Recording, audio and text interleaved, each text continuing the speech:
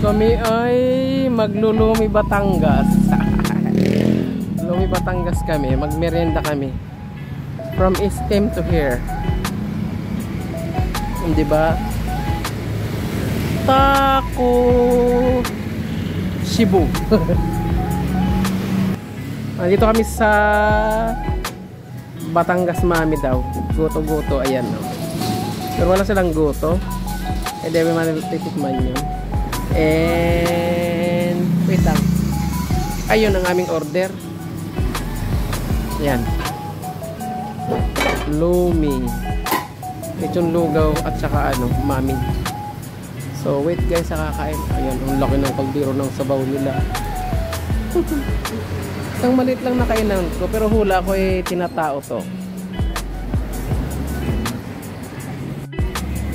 So ayun na guys, ang order namin ay mami, lugaw, lechon lugaw at lumi. O diba?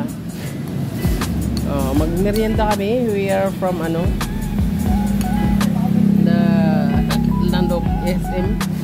O diba? Kain guys. Kain fail. Unang sugo. Ha? Unang sugo. Mainit. Sarap. Sarap. Sarap. Sarap daw. Dito lang yan oh, tabing kalsada.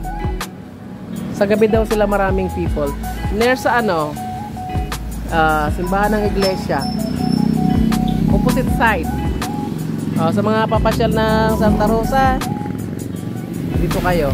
Ano lang, tumura lang yung kanilang mga order eh. Diba? Affordable. Pero ito yung ano, pinakamasarap sa tingin ko. Yan ang pinakamasarap. Kain na, let's eat. Okay guys, dito tayo kakain. Review ng kanilang pagkain ay masarap yung lugaw. Ayun guys. Just for the blood. Lugaw masarap. Nabilo namin ang tatlo para matikman namin lahat. Ito ay mami, lugaw na lechon at lumi. O diba? Ang ganda ng kulay, dilaw. Sana ano, kasi para against the light kami. So, diba? Heavy siya. Tapos siyang islog ng pugo. And then, may lechon, may chicharon. Diba? So guys, ito naman natin ang mami. Ito, almost the light, no? Pero sabi sa ano ha?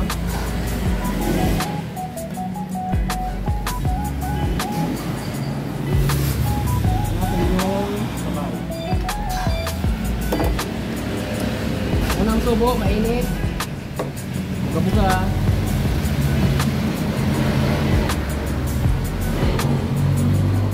Sarap naman siya. Medyo ano lang yung noodles.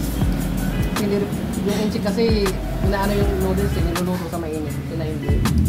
Nilagyan ng mainit na sabaw. Pero si mami ka din.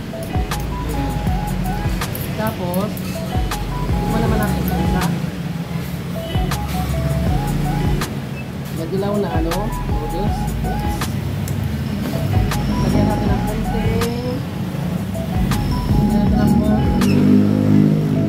Umuulan na guys, sinabutan kami ng ulan. So, unang subo ng lumi. Lumi Batangas to? No? Hindi. Hindi? Ligo na lang. Kasi dito lang. Hindi pa wala pa yung lumi.